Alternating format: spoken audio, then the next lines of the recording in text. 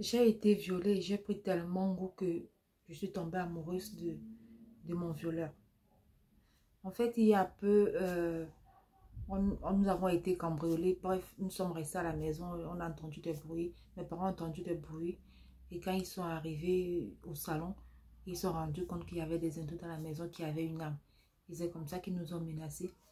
Ils ont amené mes parents dans la maison et puis ils ont pris tout ce qu'il y avait. Ils ont pris l'argent, les téléphones de tous les membres de la maison.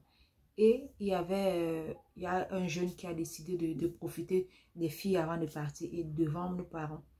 Il nous a violés. Bon, avec ma soeur, je ne sais pas trop comment ça s'est passé, mais bref, avec moi, c'était dans le même salon déjà, mais du côté du canapé. C'est-à-dire, tout le monde savait ce qui se passait là-bas, mais personne ne voyait ce qui se passait. Il y a les chaises quand même qui cachaient. Il m'a amené des côtés. Et c'est bizarre de raconter, c'est même honteux de raconter, mais j'avais jamais ressenti quelque chose comme ça. En fait, j'avais jamais ressenti autant de plaisir. Dès le début, c'est vrai, je résistais parce que c'était un viol, c'est quelqu'un que je ne connaissais pas. Mais finalement, je me suis laissée aller et j'ai tellement aimé que lui-même, il a senti ça. Et lui-même, il a senti ça. À un moment même, il a laissé sa cagoule tomber. Il a carrément enlevé et puis il m'a regardé dans les yeux. Il m'a fixé comme ça. Bref, il a compris. J'ai vu son visage, mais j'ai rien dit. Et après, ils sont partis.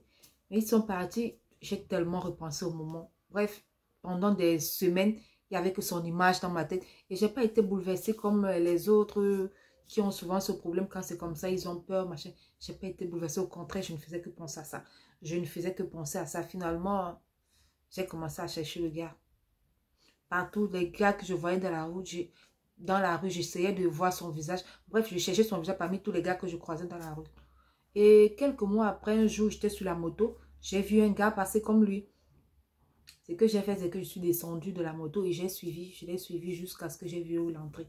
Et j'ai commencé à traîner autour de sa maison. J'ai commencé à traîner autour de sa maison tout le temps. Et j'avais pas le courage en fait d'aller toquer. Qu'est-ce que j'allais lui dire? Que c'est moi tant? Que c'est comme... Je me suis dit peut-être il va fuir, il va se dire que je vais le dénoncer.